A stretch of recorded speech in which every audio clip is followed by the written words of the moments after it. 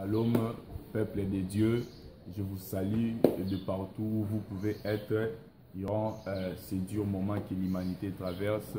Je pense que nous tous, nous sommes en confinement, nous respectons les règles sanitaires pour notre santé et la Bible nous dit que les circonstances soient favorables ou défavorables, nous devons toujours annoncer l'évangile.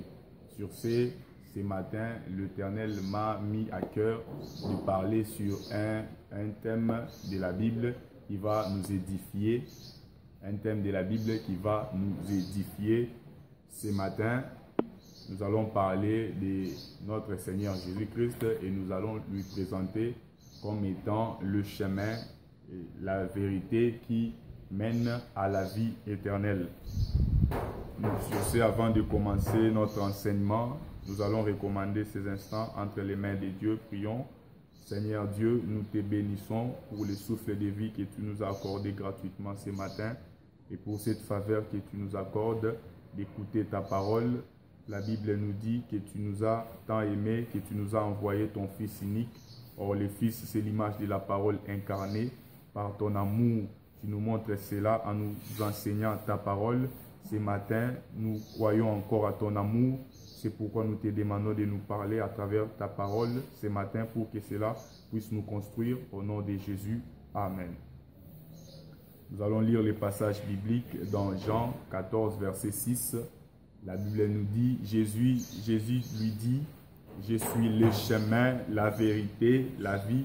Nul ne vient au Père que par moi. » Par ces propos, notre Seigneur Jésus-Christ nous démontrer son rôle de médiateur entre les hommes et notre Dieu le Père. C'est quoi donc, que signifiaient ces propos? Pourquoi est-ce que Jésus adressa ces propos à ses disciples? Est-ce que c'était des sentiments? Non, notre Dieu est objectif, c'était un enseignement. Pourquoi Christ présente les pères et pourquoi il présente les hommes et il s'est dit qu'il est le médiateur? Nous allons lire 1 Samuel chapitre 2 verset 6. La Bible dit, l'Éternel fait mourir et l'Éternel fait vivre. Il fait descendre au séjour des morts et il en fait remonter. Lorsqu'on dit que l'Éternel fait vivre, nous comprenons que notre Dieu a la vie éternelle en lui. C'est pourquoi dans les livres d'Apocalypse, Dieu dit qu'à celui qui vaincra, je lui donnerai à manger le fruit de l'arbre de vie éternelle qui est dans les paradis. Notre Dieu, il est l'image de la vie éternelle. Lorsque Jésus dit que personne ne peut aller vers le Père sans passer par moi, en d'autres termes, il voulait juste dire que personne n'aura la vie éternelle qui est dans mon Père sans croire en moi. Pourquoi Jésus dit cela? Il insiste en disant qu'il est le chemin. Donc nous comprenons que le chemin vers le Père, du fait que personne n'a vu le Père et que c'est seul Jésus qui a vu le Père, parce que la Bible dit, personne n'est monté au ciel, si ce n'est celui qui descend du ciel, le Fils de l'homme qui est dans les ciels. Or, notre Dieu se trouve dans les ciels, car la Bible dit dans Ésaïe 66, verset 1er, Dieu déclare que le ciel est mon trône. Lorsqu'il dit que le ciel est son trône, nous comprenons que c'est dans les ciels qu'il y a l'éclat de sa splendeur, de sa majesté, de sa royauté. C'est dans les ciels qu'il règne en parfait roi. Et Christ dit qu'il est le chemin qui conduit vers le Père. En d'autres termes, il est le chemin qui conduit à la vie éternelle. Ce matin, nous allons présenter Christ comme étant le chemin. Mais avant de comprendre Christ comme étant le chemin, nous devons d'abord remonter dans le passé, dans l'histoire israélite, car la Bible nous dit dans Galates, chapitre 24, ainsi la loi a été comme un pédagogue pour nous conduire à Christ afin que nous puissions justifier par la foi. L'apôtre Paul dit dans Galates 3, verset 24, ainsi la loi a été comme un pédagogue pour nous conduire à Christ afin que nous puissions justifier par la foi. L'apôtre Paul présente la loi comme étant un enseignant, la loi comme étant un professeur qui nous montre la richesse infinie de notre Christ. Il dit que la loi est un pédagogue qui nous conduit à Christ. Or, Christ, c'est la grâce. Nous comprenons que la loi est un enseignement qui nous fait éclairer la grâce. La grâce a été manifestée spirituellement, mais la loi a été manifestée charnellement, quoiqu'elle est spirituelle. Et la Bible dit qu'il n'y a rien de nouveau sous le soleil. Or, le soleil, c'est Jésus-Christ, car la Bible le qualifie de soleil de justice. Or, Jésus étant la parole, nous comprenons que le soleil, c'est l'image de la parole de Dieu. Lorsque Salomon, dans sa sagesse, il nous dit qu'il n'y a rien de nouveau sous le soleil, il voulait juste nous dire que dans la parole de Dieu, il n'y a rien de nouveau. Ce que Dieu avait fait du temps de la loi, c'est ce qu'il a refait du temps de la grâce, c'est ce qu'il va faire dans les temps à venir, au dernier jour de l'humanité. Et pourquoi la Bible dit il est le même hier, aujourd'hui et éternellement. Ça veut dire la parole de Dieu est la même dans le passé, présentement, et elle sera aussi la même dans les futurs. C'est ainsi que la grâce que nous vivons aujourd'hui, Jésus se présentant comme étant le chemin qui conduit à la vie éternelle. Cela a été prophétisé quelque part dans le passé à travers l'histoire des enfants d'Israël. Nous allons parler de l'histoire de Moïse en Égypte avant de continuer à donner d'autres passages pour l'édification des enfants de Dieu. Nous allons raconter l'histoire de Moïse et nous allons révéler le mystère qui se cache. La Bible nous dit que Moïse descendit en Égypte à l'âge de 80 ans pour délivrer le sien de la main de Pharaon. Et après avoir délivré le sien, il traversa le désert pendant 40 ans pour atteindre la terre de Canaan.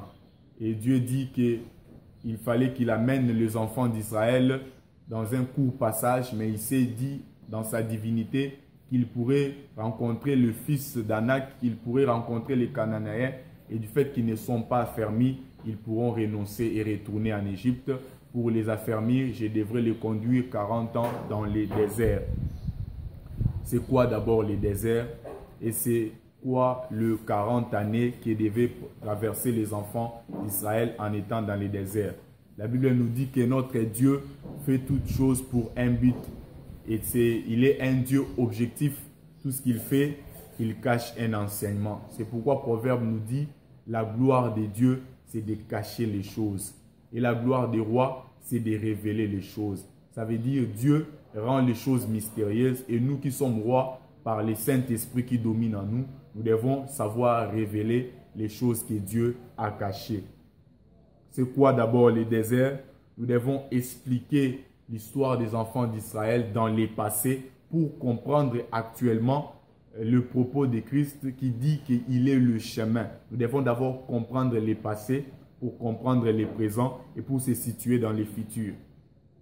C'est quoi les déserts? Osée chapitre 2 verset 16.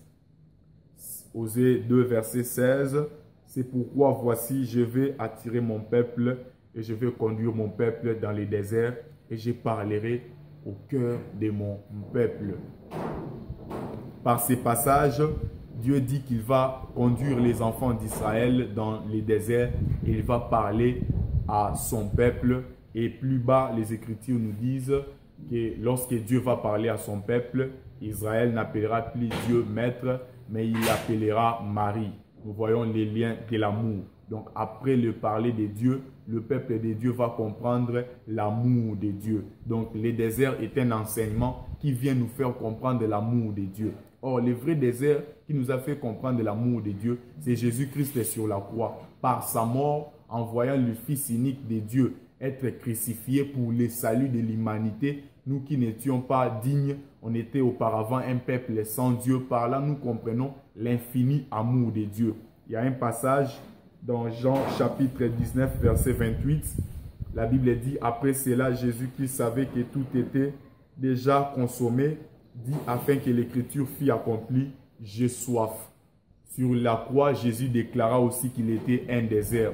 Et la Bible précise que Jésus dit cela pour que les écritures fussent accomplies. Parce que Jésus savait quelque part qu'il a été prédit qu'il sera un désert qui va nous faire comprendre l'amour de Dieu. Donc nous comprenons que Jésus sur la croix était un désert en disant « j'ai soif ». Il y avait la sécheresse en lui. Or, nous savons que le désert, c'est une terre sèche.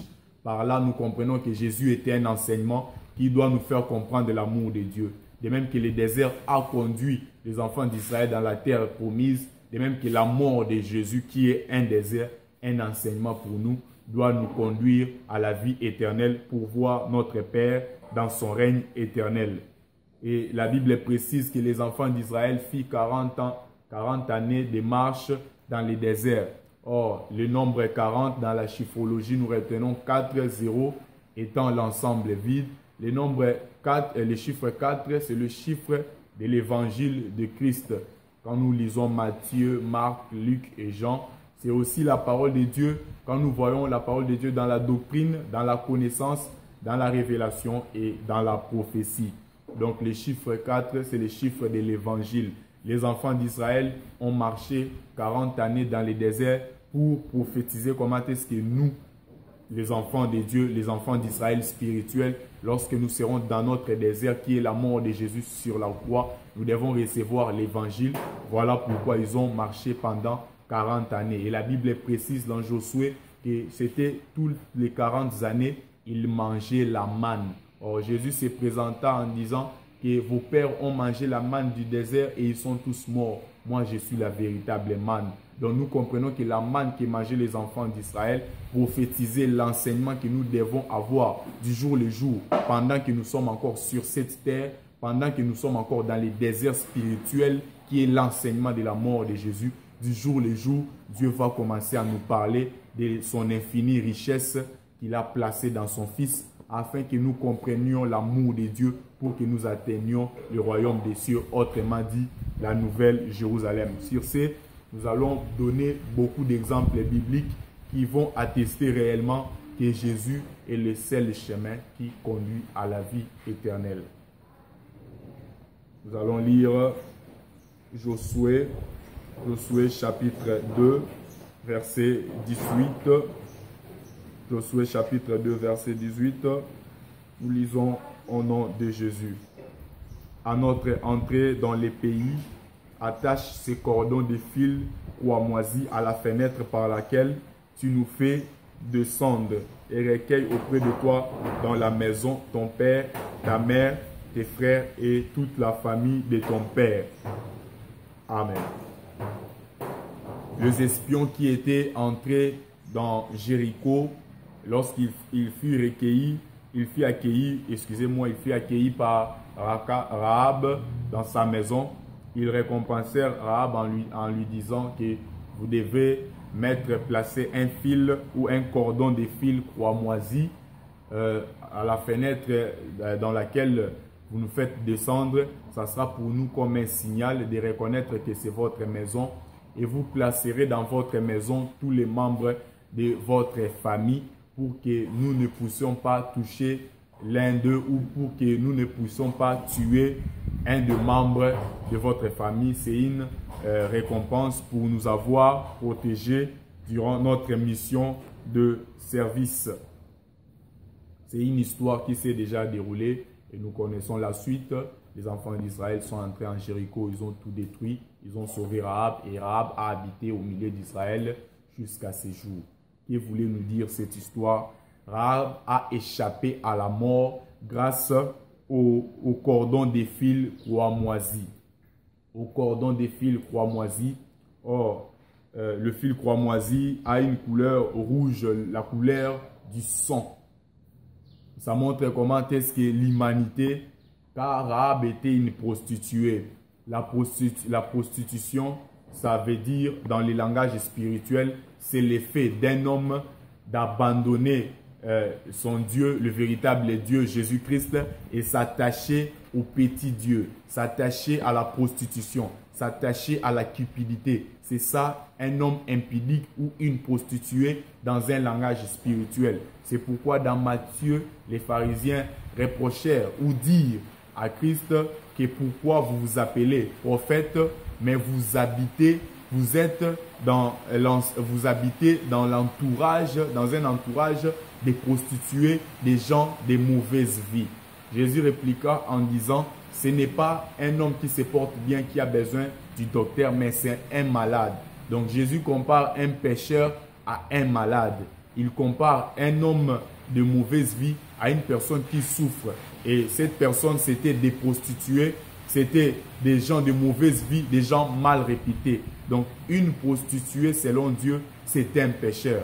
Rahab, comme étant une prostituée en son temps, montre comment est-ce que l'humanité était pécheresse aux yeux de Dieu. Mais Rahab a été sauvée. Pourquoi? Parce qu'elle a reçu chez elle les espions. Ça montre comment est-ce que durant ces temps ici des abominations, nous tous, nous sommes pécheurs lorsque nous ne sommes pas dans le sang du Christ.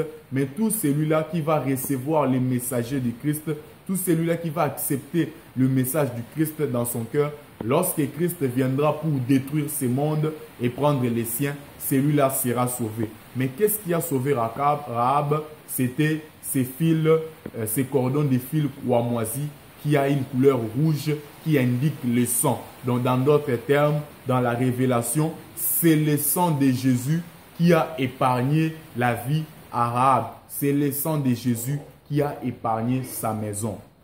C'est ainsi que s'accomplit la parole qui dit « Personne ne peut voir le Père sans passer par moi ». C'est-à-dire, personne ne peut avoir la vie sans croire à mon œuvre. Ces jours-là, Rahab a eu la vie sauve tout en croyant à l'œuvre de la croix, en ayant le cordon de fil cramoisi qui symbolise le sang de Jésus sur sa maison.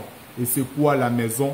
La maison, c'est l'esprit de l'homme, car l'apôtre Paul dit « Ne savez-vous donc pas que vos corps sont les temples du Saint-Esprit ?» Donc nous comprenons que le corps de l'homme est le temple du Saint-Esprit. L'esprit de l'homme est le temple du Saint-Esprit. Rahab qui attache le cordon de fil cramoisi sur la fenêtre de sa maison, ça montre comment est-ce qu'elle s'était purifiée du sang de Jésus, car le fil de cramoisi ayant la couleur rouge indique le sang de l'agneau qui vient purifier le pécheur. Ainsi Rahab était épargné de la colère de Dieu. C'est ainsi que s'accomplit l'écriture qui dit que personne ne verra le Père sans passer par moi. Ça veut dire en d'autres termes, personne n'aura la vie sans croire en moi. Nous allons revenir dans l'histoire d'Israël. Israël, avant de vivre la main puissante de Dieu, la Bible dit, c'est dans Exode chapitre 12, verset 7, lorsque Dieu envoya Moïse en Égypte, Moïse devait délivrer les siens entre la domination de Pharaon, mais la Bible dit c'était par des fléaux. Et Dieu dit, je vais frapper Pharaon par toutes sortes de fléaux pour qu'il sache qu'il n'y a personne de semblable à moi sur toute la terre. Le fléau que Dieu avait ordonné à Moïse de frapper, Moïse changea le fleuve en sang et tous les poissons de la mer périrent. Or, nous savons que le fleuve, c'est l'humanité, selon Apocalypse 17, verset 13. La Bible dit, les eaux que tu as vues, ce sont les hommes. Le fleuve changé en sang, ça montre comment est-ce que la colère de Dieu va descendre sur la terre. Je tiens à rappeler que l'œuvre de la croix ne donne pas seulement la vie, mais l'œuvre de la croix donne la mort et elle donne la vie. Comment? Elle donne la mort au vieil homme, elle crucifie notre vieil homme, elle donne la vie à l'esprit renouvelé. C'est pourquoi Moïse en Égypte devait prophétiser l'œuvre de la croix. Il transforma le fleuve en sang pour tuer les poissons. Ça montre le vieil homme. Car les poissons, c'est l'image de l'homme. Lorsque Jésus dit à Pierre, je ferai de toi un pêcheur d'hommes. Nous savons qu'on ne pêche que les poissons. Lorsqu'il dit que tu vas pêcher les hommes, nous sous-entendons que les poissons ont l'image ou ont l'incarnation de l'humanisme, de l'humanité en eux. Donc le poisson qui périt dans le fleuve indique comment est-ce que l'homme sera tué par les fléaux de Dieu. Dans un autre langage, nous pouvons voir la mort du vieil homme, mais dans un autre langage, surtout à l'actualité, nous voyons Dieu qui frappe tout celui qui n'est pas conforme à sa parole.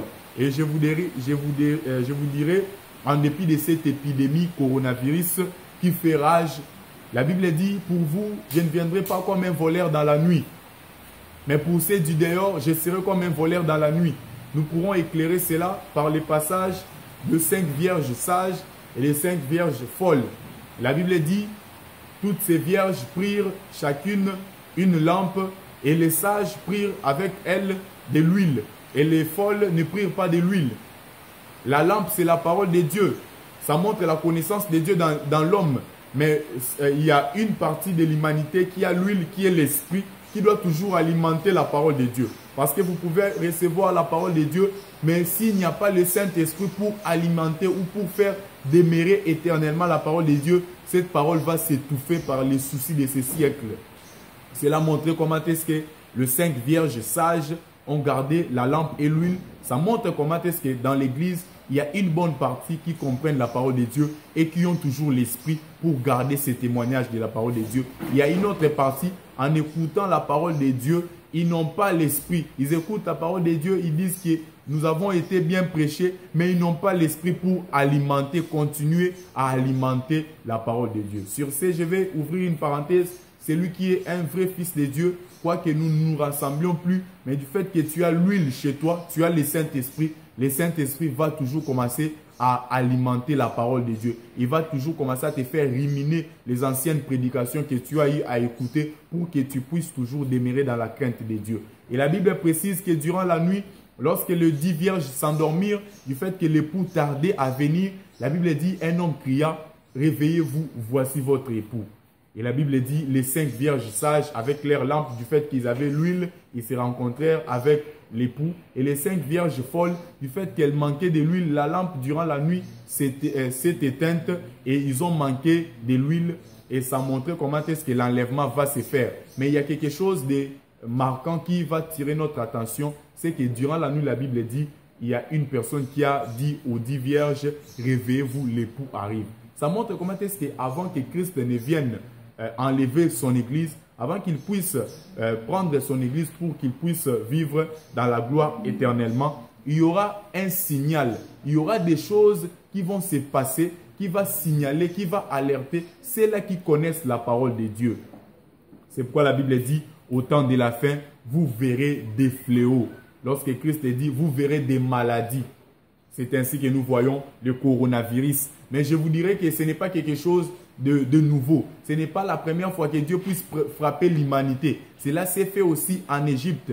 Dieu avait frappé les Égyptiens. Et je vous dirais que quand la frappe de Dieu vient et ça touche l'humanité, ça prophétise la sortie de l'Église dans ce monde des péchés. C'est ainsi qu'en Apocalypse, lorsque Dieu frappa avec ses fléaux, il dit « Sortez de ce peuple, sortez au milieu de mon peuple, afin que je ne puisse pas vous frapper. » Donc après ces fléaux, cela prophétise la venue de Jésus-Christ. C'est ainsi que Moïse frappa aussi le fléau en Égypte et il sortit avec les enfants d'Israël. Mais cette nuit même, selon Exode chapitre 12 verset 7, la Bible dit, Dieu dit, je vais envoyer l'ange de la mort en Égypte, Exode 12 verset 7, pour que vous soyez épargnés. L'ange de la mort viendra frapper tous les premiers-nés égyptiens.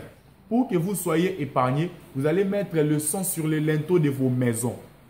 Ça montre Jésus-Christ, le sang qui doit nous épargner de la mort éternelle qui va venir ou bien de la colère de Dieu. C'est ainsi que Jean dit aux pharisiens, qui vous a appris à fuir la colère de Dieu. Donc nous comprenons que nous fuyons la colère de Dieu en croyant au sang de Jésus qui vient nous purifier. Parce que la Bible dit, sans effusion du sang, il n'y a pas de pardon. Sans l'effusion du sang de qui? Sans l'effusion du sang de Jésus, il n'y a pas de pardon. Donc le sang de Jésus est une protection pour nous. De même que le sang de Jésus avait protégé les maisons des Israélites contre la colère de Dieu, ça montre comment est-ce que dans cette époque, tout celui qui croit en Christ, tout celui qui croit réellement en Christ, ce n'est pas que tu es réputé, que tu es homme de Dieu ou tu es chrétien. Si tu crois réellement en Christ en vérité, je te dis que tu ne seras pas touché par le coronavirus. Mais je ne t'incite pas à ne pas respecter les mesures sanitaires. Non, respecte les mesures sanitaires édictées par les autorités chargées de cette maladie. Pour prévenir contre cette maladie, il faut respecter les autorités selon que la Bible nous recommande. Mais vous respectez les autorités tout en croyant que vous ne serez pas atteint. Pourquoi? Parce que vous êtes sous la protection de notre Dieu. C'est ainsi que les enfants d'Israël furent protégés par le sang de l'agneau afin qu'ils ne puissent pas, la mort ne puisse pas toucher leur maison. Or, la maison, c'est l'esprit de l'homme. Ça montre comment est-ce que Dieu frappe tout celui-là qui sera en Christ sera épargné. C'est ainsi aussi que se confirme la parole qui dit « Personne ne verra le Père sans passer par moi. Personne n'aura la vie sans passer par mon sang. » Les enfants d'Israël en Égypte ont eu la vie sauve tout en croyant au sang de l'agneau. C'est ainsi que je vous dirai, que le sang de Jésus est une protection pour nous. Le sang de Jésus est la seule chose qui pourrait nous épargner contre la colère de Dieu. C'est ainsi que je vous demanderai dans vos maisons, là où vous êtes en confinement, de ne pas cesser à prier, de se repentir. Si vous avez un péché que vous commettez, d'abandonner le péché, car Christ vient bientôt, de même que le fléau de Moïse indiquait la sortie des enfants d'Israël en Égypte. Ce fléau est venu nous alerter que bientôt Christ va nous enlever. Que le Seigneur vous bénisse, que le Seigneur vous fortifie en ce temps de confinement, que votre vie de prière puisse hausser, que votre connaissance en Dieu puisse hausser, que vous soyez parfaitement vous soyez parfait aux yeux de Dieu et que Dieu vous juge irréprochable. Que le Seigneur vous bénisse.